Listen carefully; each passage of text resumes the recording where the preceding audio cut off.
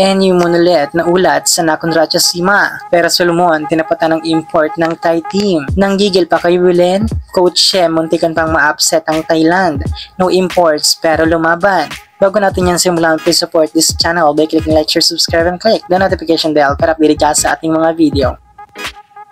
NU Monolith Skyrisers push the limits of Nakhon Ratchasima sa kanilang laban kahapon.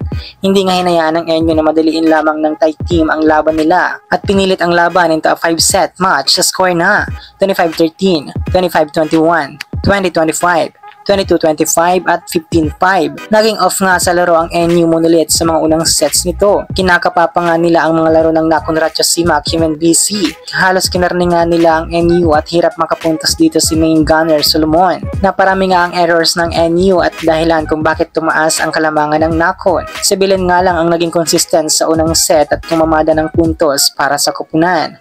Mas lumabo pa nga ang kataasan ng Kim and BC dahil sa blockable nga rito ang NU. Kaya't nakuha nito ang panalo sa unang set 25-13. Set 2 nga ay nabuhayan sa dulo ang mga bata ni Coach She at nagawa nitong mahabol ang kalamangan ng Team Nakhon Ratchasima. Nagkaroon nga ng pag-asa ang NU dahil mukhang this time ay dahan-dahan na nilang nakikita ang butas ng Nakhon. Dito nga nagsimulang magising si Solomon at nabuhayan sa laban. Subalit nakuha pa rin ang Nakhon Ratchasima ang panalo sa set 2 25-21. Pagdating sa 3rd and 4th set ay naghalimaw na ulit si Solomon.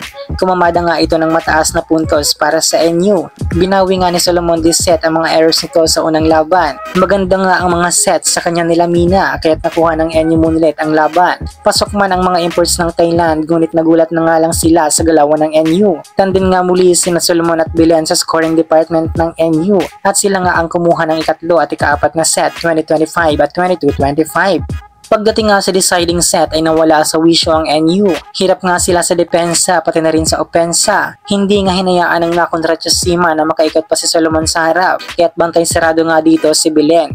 Basang-basa nga ng import ng Thai team ang mga sets nila Mina kaya't walang epek ang mga atake nito. Hindi nga nagawa ng solusyon ni Coach Sherwin na makakuha ng momentum ang kanyang mga girls. Kaya't napako sa 5 points ang NU at nakuha ng defending champion na Thailand ang panalo at pasok ulit sila sa semis game.